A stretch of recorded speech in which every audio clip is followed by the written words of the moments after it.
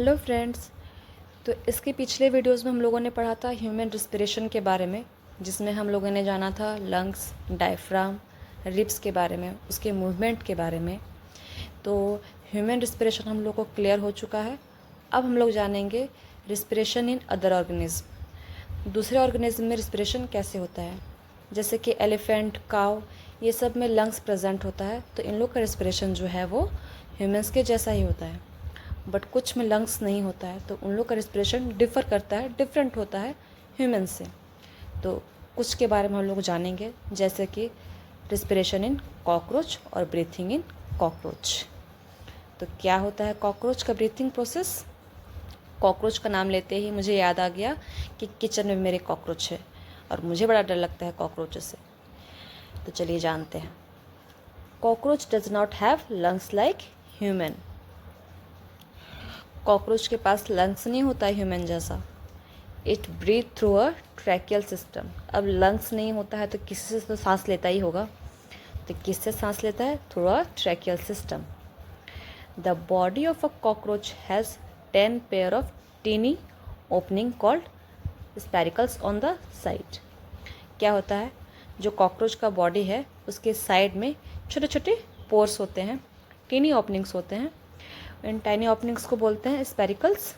इसी से जो है एयर इंटर करता है, air enter through the spiracles into the body. The spiracles are connected to a network of air tube called trachea. क्या है, अब जो स्पेरिकल्स है वो कनेक्टेड है, किससे कनेक्टेड है? ट्रैकिया से। The trachea divided into many fine tubes called tracheoles which carry oxygen directly to all the body cells. क्या है, अब है कि ट्रैकिया जो है वो छोटे छोटे फाइन ट्यूब्स में डिवाइडेड हो चुके हैं, जिसको हम लोग बोलेंगे ट्रैक्यूल। और ये जो है कैरी करता है oxygenated air to the all the body cells. जैसे कि रूट में फाइन फाइबर्स पूरा बिखरा पड़ा रहता है। अगर रूट को हम लोग देखेंगे तो एक लंबा रूट सिर्फ मेन रूट रहता है नहीं, उसमें बहुत सारे fine tubes like, hair like निकले हुए रहते हैं। तो वैसे ही ट्रैक्यूल्स है और वो पूरे बॉडी में ऑक्सीजन फैला देता है। The cell use oxygen for respiration and release carbon dioxide.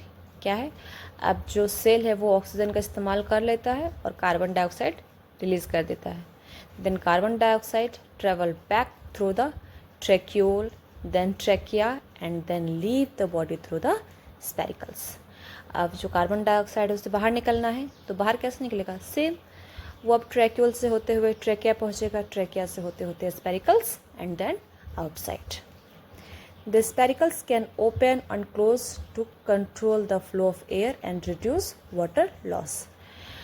जो स्पेरिकल्स है वो खुलता है, बंद होता है, जिससे कि वो एयर का फ्लो अपने कंट्रोल, अपने नियंत्रण में रखता है और वाटर लॉस भी रिड्यूस कर लेता है।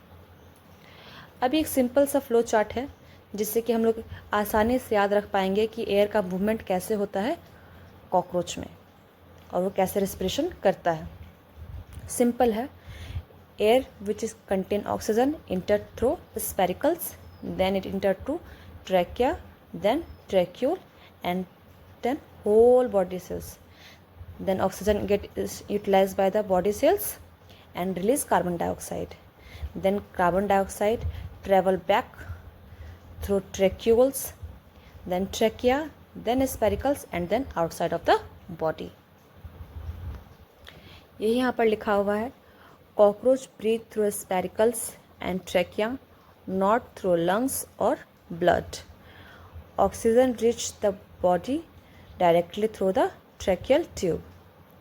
अच्छा, आप लोगों ने देखा होगा कि जब हम लोग कॉकरोच को काट के देखते हैं, सेक्शन करके देखते हैं, या फिर जब हमसे कुचला जाता है तो उसमें ब्लड जो रेड कलर का निकलना चाहिए ना निकल के वाइटिश कलर का निकलता है, कुछ ग्रेश निकलता है, बट रेड नहीं निकलता है, क्योंकि उसमें हेमोग्लोबिन प्रेजेंट नहीं होता है।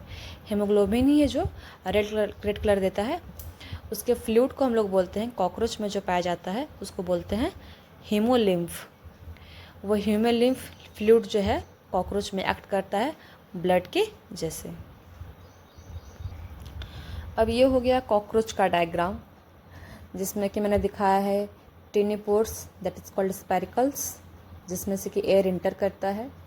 ये हो गया main tracheal trunk, main tube हो गया, and this is the lateral tracheal trunks और tracheoles. This is the diagram of cockroach respiratory system.